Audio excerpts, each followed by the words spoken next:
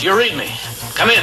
In a career spanning 50 years, this pop culture icon's done it all. But today, he may just best be known for being himself. I think we need to go make a film, guys. With a new biography, Up Till Now. It chronicles his life, his career. She's wicked. I love it. But this is no ordinary hour. He's got some things to say to me, and his phaser is not set on stun. Let's go. Fun, frank. He watches this program, so he's going to be very outspoken. You're not going to see him like this anywhere else. William Shatner joins me now for a full hour.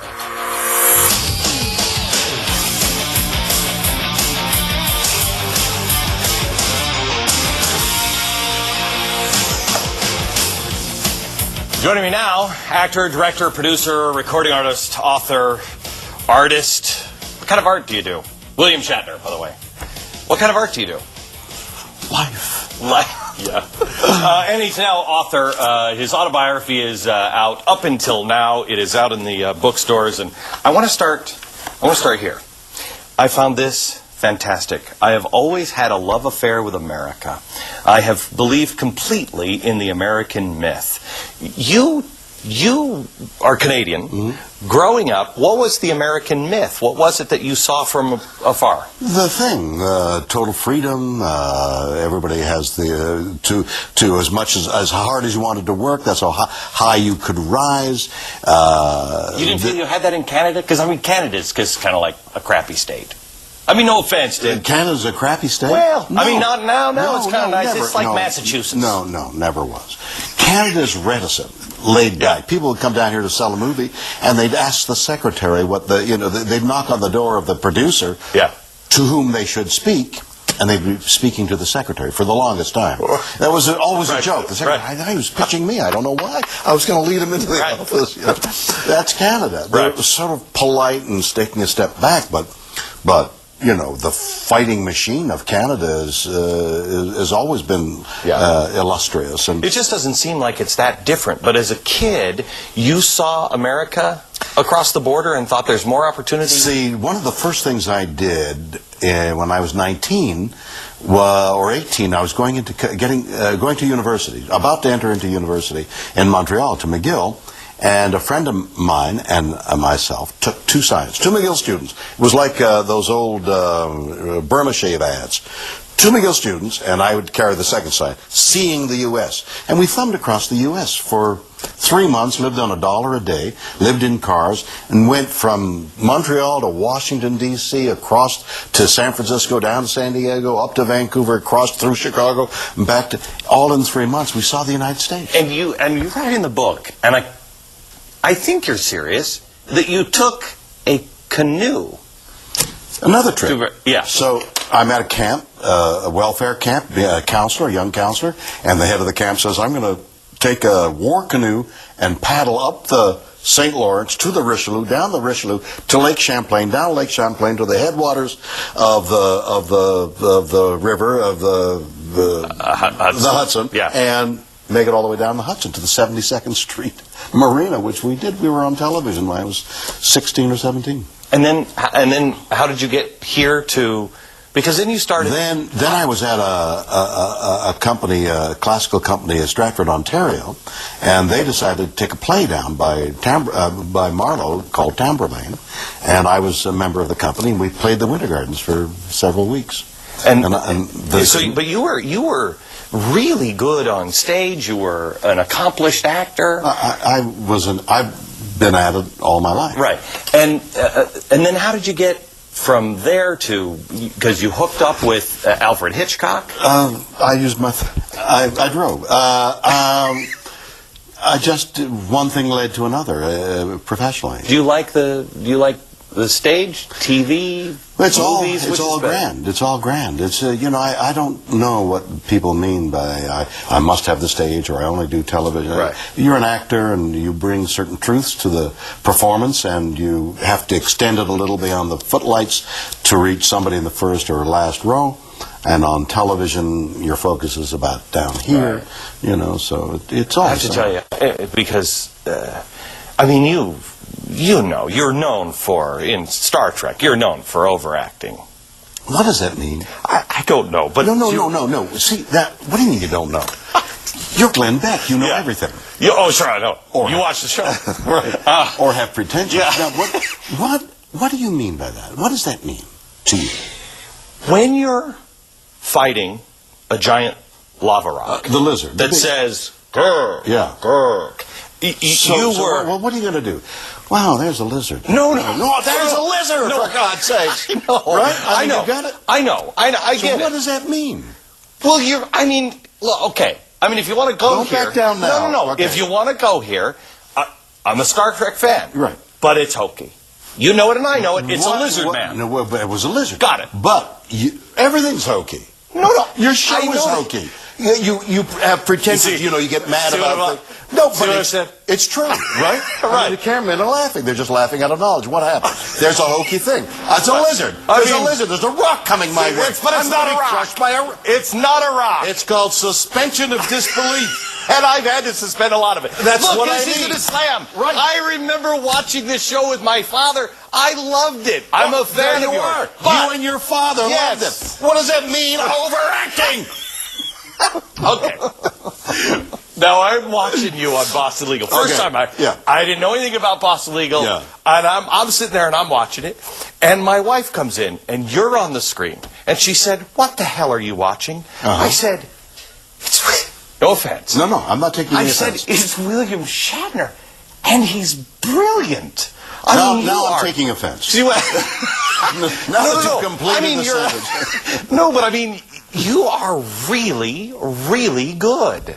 And thank you. And I know Alfred Hitchcock said this to you, back in the 60s, but hey, you got a career. My book is all about the people who said that. Right. It's the book is the story of... Somebody said the other day, and I loved it, saying yes to life. Rather than the knocks and finally getting beaten down by experiences and life. Life takes the life out of you sooner or later. The people who can journey to the end, still with the volatility that they had as a kid, I think have the best life. But I don't think you learned that in this book. I think you learned that it's not the volatility that you had as a kid or the vitality that you had as a kid. I think you're growing in speed. Don't you think? I hope so. But that's unusual. To grow? No, to pick up steam as you're going. Most people, like you said, life takes life out of you. I mean, do you feel like you're growing in steam? Always. In steam, yes. In passion, in the engine going. The piston is pushing. Absolutely. See, that was a little overacting. No. What? No. This was a cylinder head. Listen to this. Here's the cylinder, here's the piston head. Yeah. And if I went and it's going, I'm not gaining. Right. But if it's going, then you get, wow, I see what he's talking about. You see it? And I'm pushing it. I'm just helping it. I'm just helping you. But I'm explaining that you push it to the limit. Right. Now, yes, you don't know where the limit is, both in the little small box or in your sensibility. Where is that limit? Right. So this might have been enough for you to get the idea. But if you do this truthfully, it even suggests more. Now, you may say that's overacting, but I get it. Well, if you get it, maybe the next guy gets it. This is going to be a fun hour. Back with William Shatner in just a second. All right, Spock. Stop. No, Captain, it hasn't stopped. It's gone beyond... Captain, they're using...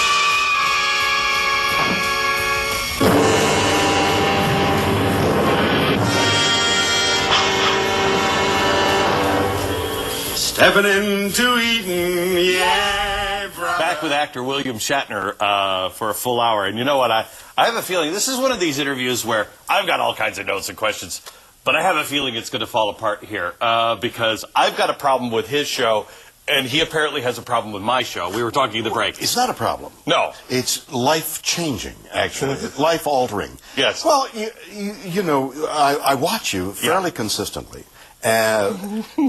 Sort of like watching a fireplace, I suppose, or an 8.7 tremble. Like, oh, the building's coming down.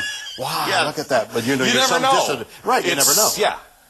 But I suppose you're known for the sky's falling, the sky's falling. Oh, you just say Chicken Little. Yes, Chicken Yes. Little. But I thought maybe KFC might Yeah. have a problem with Bucket that. of chicken would be good. Right. Yeah. I'm somewhat buying into that. Not buying into that. I'm very much aware. I read Rachel Carlson Yes. 40 years ago. Okay. And subscribed to Rachel Carlson's The Silent Spring. It was happening then. Okay. People became aware of the disintegration of the world a decade ago. It was like everybody smoking, and then one day smoking's bad for you. Suddenly, nobody was smoking. But Right. it took, about a decade as well ago before everybody started to realize that even secondhand smoking, now outdoor secondhand smoking, Yeah. you know, everything's falling apart on the smoking thing. I buy that the world is falling apart in every way. The main cause of it is overpopulation. Not the main. The cause of the world's destruction is there are too many people. No, I think there are too many stupid people. No, there are too many stupid and intelligent people. They're so close together you can't tell them apart. Right. All right. Yeah. They're pressed together, defecating into the ocean, and it's just too much. The planet can't take it. I've never defecated. I don't know anybody have defecated in the ocean. Everybody defecates into the ocean. If you defecate here, it goes into the ocean. Oh, well, that's New York. Anyway, go ahead. Also, All right. Sure. Okay. Everything ends up in All right. the ocean. Okay. Remind me not to go have seafood now. No, Yes. exactly. Yes. I mean, you're trembling on the edge of toxic food and toxic air and toxic Sure. water all the time. Got it. We're finding ways to try and avoid that all the time. See, now you're scaring me. You're calling me Chicken Little? No, I'm saying I subscribe to that. Yes. And I'm in the area of losing faith that there's anything we can do about it because people continue to propagate. Yeah. And so whereas 6 billion becomes, we're going to reach 7 billion. Yeah. And then and the more there are, Right. even though you lessen the number, the more they get. Yeah, it's like So, a Harvard endowment. yes, the Yeah. compound interest. Sure. And and so here we are. But where you should be rational. Yes. Because you're talking to people all over the United States. I want you to know, America, I have never made you the promise I was going to be rational. Not once. Not to you, not to him. But you got a responsibility. No. You were saying things are going to happen in this country. The financial thing is going to make your hair curl. You don't know. I know, but I can't tell you how bad. This is what you were saying. How bad it's going to be. Oh, yeah, I still believe it. Well, we seem to be coming out of it. Oh, yeah. First of all, I said, because I can point you to the transcripts. Right. If you want to know what I actually said, I said, if there's significant downward pressure, that everything is so precarious right now, that if there was sudden significant downward pressure, that it would collapse. Now, have we gotten through it? I think we have. I think our Bear Stearns moment was the moment. Right. Now you've got the added pressure of gas going up, and what's going to happen there? Right. How does it not cycle through? But I don't know. I think our moment was the Bear Stearns. But okay, I agree with you. Right. But where you should be, seems to me, pointing us with the millions of people who watch you is the government just said that it's going to be 35 miles a gallon in 2020. Right. That's 12 years from now. Right. What? It's not going to happen. No, of course it's going to happen. It's not going to happen. Well, not only is it going to happen, it'll be 50 miles a gallon in 5 years. I mean, how dare they say in 12 years we're going to gain 7 or 8 miles per gallon when oil is reaching $125 a barrel? Oh, no, wait a minute. Hang on just a second. Are you talking about capitalists making it happen or the government making it happen? Because I believe people. I believe America. I still am you. The Israelis recently have said they've got a new car is going to transform transportation. We're following a guy right now who's got a car. He says it's coming out next year that runs on air, compressed air. I don't know about that. I saw a guy showed me an engine. He poured Coca-Cola into it, and it ran on Coca-Cola. I don't know about that. Oh, the people what I do know is that it is well within the technology of today to get 75 miles a gallon. Why is the government legislating 35 miles a gallon 12 years from now when we're in a crisis now? You tell me. No. No. You are the one who's telling us. I'm asking you, why aren't you saying, are you crazy? 12 Are years you kidding and 7 me? gallons of 7 Because miles per gallon? I'm on the air every day saying government is selling you down the river every step of the way. Every step of the way. This government is selling us. Both the Democrats and the Republicans have no freaking clue. That's as to why what's I going want on. you. That's exactly Well, right. yes, But I'm saying that every day. Oh, and what? you think I'm crazy. No. You're like a crazy prophet. The world is ending, and then the world ends. Golly, I mean, if I'd only I'm listened just to that. saying, you should bury your guns, your gold, and your food in your backyard. That's all I'm and saying. your car. One of the answers is awareness of the how little resources we have left, including life forms that are dying off. We've talked about it all week about, because people are hammering me because I'm saying drill for oil, but I'm also saying put nuclear energy onto the table. Don't go to Alaska and ruin another place. You don't have to ruin it, Bill. You know that. But it's always ruined. We're human beings. A drunken captain drives it into a rock. But see, that's the problem. We don't have to drive. That, by the way, that's oil that's coming from a foreign country. We don't have to be drunken. We don't have to be irresponsible. We can go. We're human beings. We're doing. We're prone to those mistakes. We're prone to, you have to allow for stupidity in every business. But you also, if you say we're prone to mistakes, you also have to say we also can learn from our mistakes. We know that you need a double-hulled boat. Well, if that's we're talking about this particular problem, you up there with the currents and the winds, you know that a double-hulled boat is necessary, and being drunk on duty can't be when you're going, whoa, look at this, there's a wave. And I'm drunk. You can't do that. He's the best. Back with William Shatner in just a second.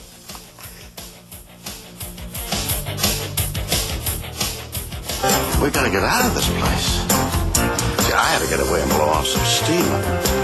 I wanted to book a 4-star hotel, so I went to Priceline.com. Name my own price. Now I'm getting red carpet treatment at shag carpet prices. Yeah. It's a better life for me. Ostensible. We're back with William Shatner. Sorry, I just said to him, I said, you're very passive-aggressive. And he said, no, just aggressive. Just aggressive. Welcome back. You know what? We were talking in the commercial break here for a second, and I said, you know what? Everybody can ask you the Star Trek questions. I'm fascinated by what we've been talking about here recently, just in the last break, about where we're headed as a people and as a planet and as a country and everything else. Glenn, this country, because we started early on about my admiring, and I was watching cross the border at the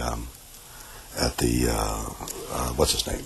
I've got a communist in my pocket. I was going to say Charlie McCarthy, but McCarthy hearings. Yeah. I remember watching McCarthy hearings and thinking, wow, the government's riddled with communists are going to eat us up, and then it turned out to be this terrible man. But the country reared up, good men reared up, and said no, and took control, finally. Of course, it's America. That's what America does. We the people. We the people. Need a crisis. Democracy needs a crisis, otherwise maybe we shouldn't, let's argue about it until there's no way out. Right. And boom, American people and what we've, and I say we because Canada is so much a part of the United States, it's such a mutual culture, really, that we've engendered this take over, find a solution, and do it well, and do it kindly. But we now need an individual to sweep away all the things that America's been doing for all these years without a crisis. We need election reform. We need true elections. We need people not influencing the government with special needs. We need an environmental policy. We need an immigration policy. We need a war policy. We need people who can make decisions. Bill, there's I think, I don't know what your politics are. I don't want to know your politics because, you tell me if you want to, but I think that the left and the right and the liberals and the conservatives and the Republicans and I think all that's bullcrap. I think people sitting at home and they watch television and they go, the hell, it's not that hard. It's not that hard to figure this out. No, it's not hard for the guys elected either, but what those guys elected are trying to do is, how do I keep my job and make a reform? Well, I'd rather keep my job than make a reform. I'll let the next guy, 4 years from now, do the reform. And everybody does that. We need the population to say we need a democratic revolution and let's get back to the basics of the Constitution. It's going to happen. I think so too. I think that if you realize, you got children? Yeah, I have 4. Okay. Your 4 children. Part of the not you. Population. No, yes. But your 4 children are going to be in dire straits in 25 years. I know that. I mean, really bad. Apocalyptic. Who's the scaremonger? Who's the chicken? Hang on. Zip. We're taking a break. We'll be back. We'll find out which one's the scaremonger. Fearmonger. Right here. Right here. Let me switch gears here, Mr. Fearmonger. Fearful father. No, you know what? We were just talking in the break. Citizen. We're talking in the break. I think you and I, we may disagree on issues, but we both see the same outcome. Well, here's the problem. Here's the thing, as far as I see it, and I discuss a little bit about it. In the new book. In the new book. What's the name of that book? Up till now. Get out of here. No, available everywhere. The end sale starting today. Yeah. The premise. My premise is this: nobody knows anything. We don't know anything. Well, sure, 2 and 2 is 4, but not necessarily. And when it gets to theoretical things, like what's the best policy about X, nobody really knows. Right. We're all guessing. But we know that what you're doing now isn't working. So let's try something else. Your solution may be just as good as mine, as long as it's not following exactly what we're doing now, because what we're doing now is not working. Sure. In any phase of anything, it's not working. Go to something else. I don't think anybody has a lock on what to do. I mean, nobody really knows. But at least reformation and as clean air and reasonable thinking. Here's how I see an issue. Oh, well, here's how I see an issue.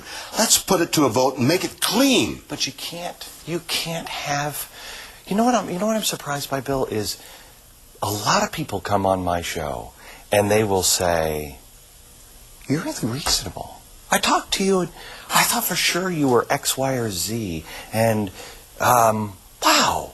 And I say the same thing about them. Wow, you're not like we spend so much time dividing each other. There's only been one person that has been on this show that I couldn't find a common point in because he just had such a strong agenda. Who was that? Bill Shatner. No, RFK. RFK Jr. I'm a corporate toady. I said, are you out of your mind? Look, I agree on this, and this. He's really impassioned about the right things, by the way. But look, sometimes you need those leaders. Leaders. Look, if you want to talk about global warming here, I don't want to get bogged down on this. But look, I think there's a way to reach out with people. I think that the ideas of where we go next are not settled. So let you talk to me about getting off of foreign oil. Great, man. I want a moonshot. Get us off oil. Let's do it. But let's make sure that we're working together on it. But one side can't talk. The other side is either racist or stupid or corporate toady or whatever it is. We've got to get rid of that. But, it doesn't matter what you and I say. It matters what the politicians, people who we elect, say. So it's the people who we elect. So when do you think America finally says, because I got to tell you, I think, what did we have? 700 people running for president, and we're down to 3 people that I think everybody in the nation goes, what are we spending? $1 billion? $1 billion. It's grotesque. Yeah, no, but and it's not over. Yeah, well, we haven't had the elections yet. We're just trying to get who the candidates are. So what is the thing that's going to happen to where you say... You could think that the election costs $2 billion. It's possible. $2 billion to elect somebody. That's absurd. When people are starving, why don't we make an election for a period of time, 6 months, debate the issues, never mind the people. I don't care what their sex lives are. What has that got to do with anything? Tell me how you're going to solve something. You tell me how you're going to solve something, and I as a citizen will say, that sounds better, I'm voting for him. And that's a fair election. But don't give me he said and she said. That's crazy. How do we get there? That's what I want. That's what I think everybody in America wants. Citizens of the United States have to take hold of it. That's what elections are about. And you've got to elect the people you think are sensible. That's what you've got to do. Okay. Let me flip this around. Yeah. I watch your show. Boston Legal. Love Boston Legal. Think you're brilliant. Really think you're brilliant. But how come you have to be crazy to be a conservative? Why is the only damn conservative on the show nuts? See, now you've just walked right into your own trap. So what if there's a conservative? What is conservative? Conservative used to be something else, right? I mean, conservative used to be lower taxes. Come on, man, wait a minute. nuts. Conservative used to be no debt. I mean, the two lines of conservative and liberal have been mixed up. But you're shooting people in the eye. Come on. That's crazy crafty. At times, the guy's not crazy. Oh, no, I know. Look, there are times... Here's So the thing. he may be pretending to be crazy. That's kind of what I'm playing. Because I have to tell you, I was at a hotel. I was traveling and I was doing some shows on the road. And I'm at the hotel and I turn on Boston Legal. And I swear to you, this is true. I turn it on and I'm like, I'm going to watch it. I'll watch it when I get home. I don't want to be lectured tonight. Because I'm always feel like, oh, okay, I'm getting the lecture. Turn it off. Phone rings.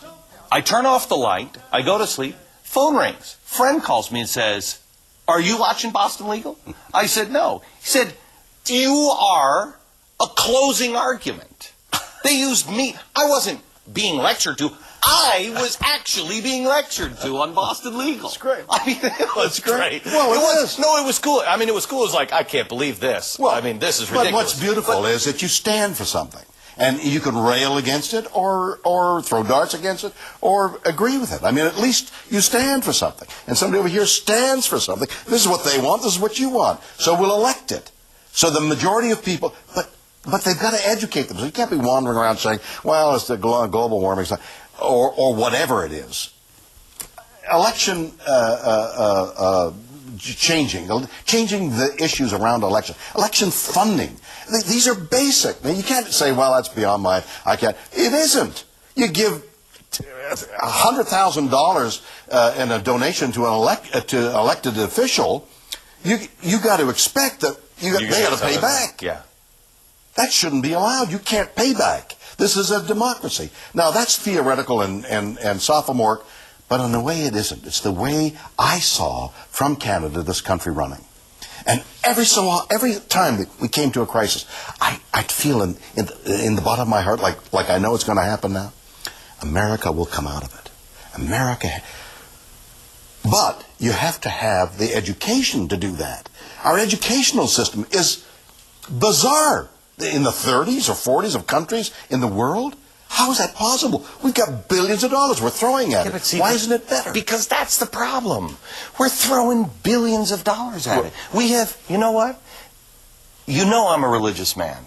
I believe we are violating the commandment of worshiping other gods. We are worshiping. We are worshiping fame, and we are worshiping money. God is not punishing us. I'm not saying that. No. Listen to me. I'm not saying that. Well, it's what you seem to be saying.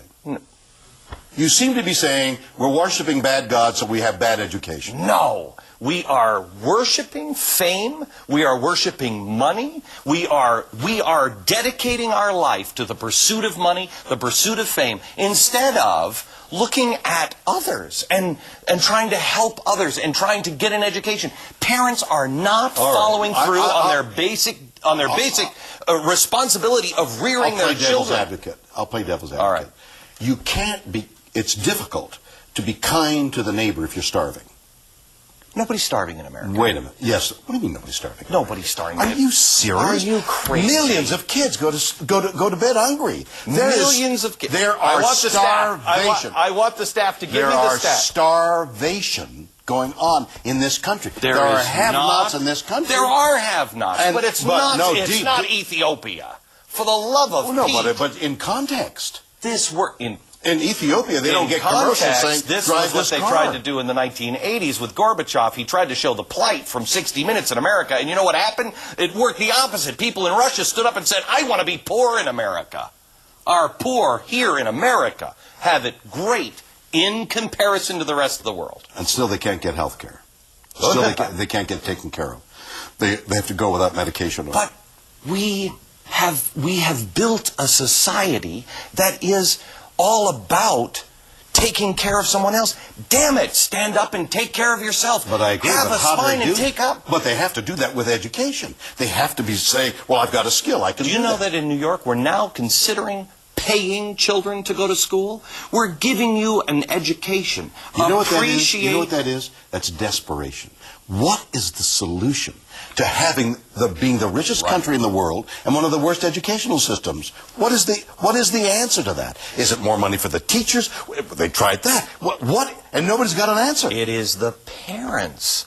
It is the parents. Right. It is. And the parents it are is two coming jobs. up- The parents are doing Yes. two jobs because they've got to survive and pay the rent. Because we're living in houses that we shouldn't have. We have these enormous houses and these expensive lifestyles that we shouldn't have because we're worshiping the almighty dollar, fame, and stuff. Back with William Shatner.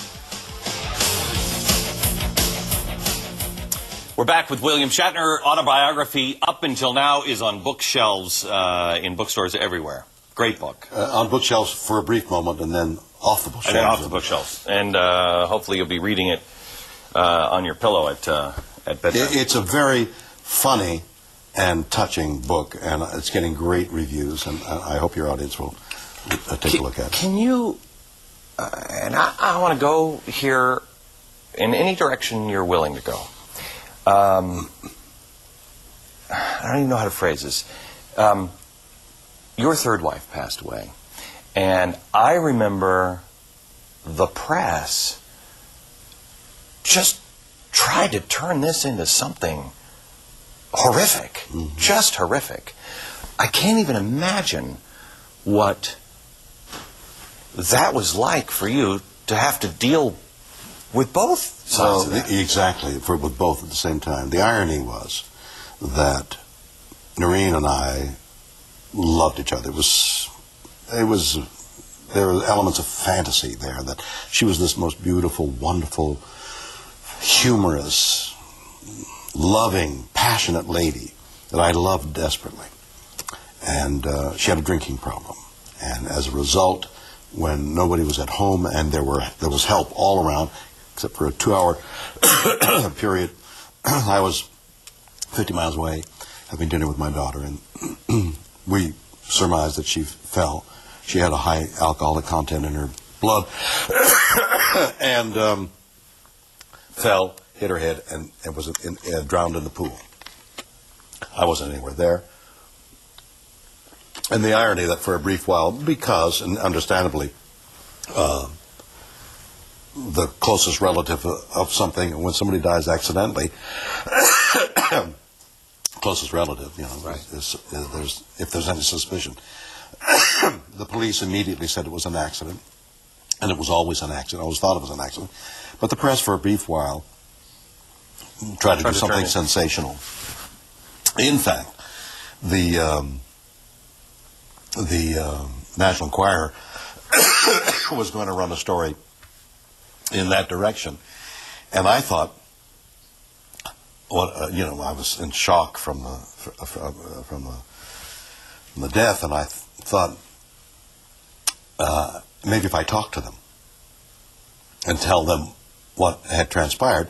So I got a price from them, got money from them to tell the story, to stop their story and to tell, so that the story that of what transpired was made out. So I got money from them, which went into the fund, started the fund, the Noreen Shatner Foundation for Addicted Women, which continues on. There's a home that takes care of 20 to 22 women stay there at one time.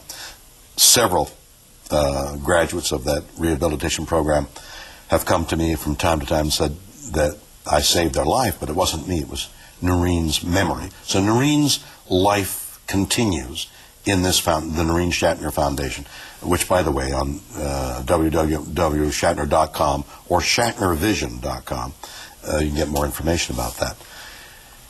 So that quelled all the supposing, and then people began to understand that a horrible accident had taken place. Did you, for a long time, you didn't know that she had an alcohol problem?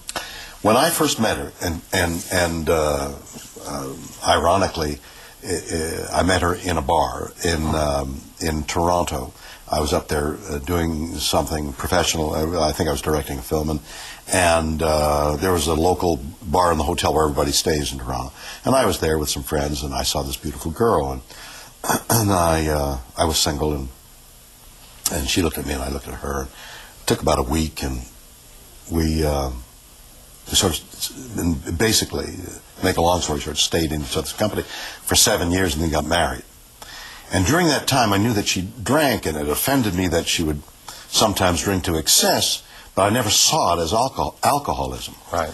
My dear friend, Leonard Nimoy, who is himself a recovering alcoholic, began to educate me about what it was, and as became aware that Noreen was having a problem, he took her under his wing, as he had so many other people, in terms of trying to get her help. So we went to rehabilitation homes, we went to AA, and we went all those things. I joined Al-Anon, and I realized I don't want to learn how to live with an alcoholic. I want my wife to become whole. Right. And I was thinking that by loving enough, I'd seen it work in animals, dogs and horses and kids. You put your arms around them and you love them. Everything. Magical things happen. Doesn't work. You know better than I, but I know a little, that addiction isn't that. Addiction is also physical. It's also DNA. It's psychological. There's the mix of what addiction is so profound that people who are not addicted really have no idea. And one more comment to further that along. The pain that I felt in Noreen's passing gave me an insight into the pain that she must have felt every day living. That the only surcease from that pain was her, and she termed it that way, as I've heard so often before and since, her best friend, the bottle, gave her surcease. And I thought, my God, if I could drink, I would get drunk now, just to relieve myself of the months that went by as I felt that grief. Final Moments with William Shatner in just a minute. Back with Final Moments with William Shatner. The book is Up Until Now, and it is in bookstores everywhere, and it is a fantastic read. I just said in the break how we could fit your life in 42 minutes, and we didn't really. But something important that we also did say was that you, Leonard Nimoy, and a few other people that you and I know separately, made it through to become a recovering alcoholic. Yeah. But we both agreed that it never goes away, and alertness to that snake on your shoulder is the key. You are a blessed man. Do you know that? I am, and I know that. I know it. I know that I've had my share of the problems with the world and people and all. But in the end, my spirit is such and my good fortune is such that I give thanks every day to whatever, to whomever. Because, you really, I'd love to do another 5 hours with you. You've had so many different experiences, good and bad, up and down. What's the secret? What is, here up until now, you get here and you say, you know what? I think this is it. I'll tell you what I don't know. Nobody knows anything. I don't know. For me, when I laid this book out, talking to David Fisher for weeks on end, and he then laid it out, and I read what he had laid out, that's the story of my life, but what's the meaning? And then on the second draft, I began to see the meaning of what I was doing. And I realized that decisions that you make all the time, from minute decisions to pick this book up and putting it here, to changing where you're going to live or whether you're going to get married or not, or stop drinking or not, major decisions and minute decisions, all work as a piece. And you should try and be as aware as possible of every decision you make. So you make it consciously, good, bad, or indifferent. I decided to do that. After you've done it, you may decide, I should do something else, but at least you've made a conscious decision. I hope, sir, that you have... I hope, sir, that you walk out of the studio and say, I'm glad I made this decision. I have. Thank you. Thank you. William Shatner. America, from New York,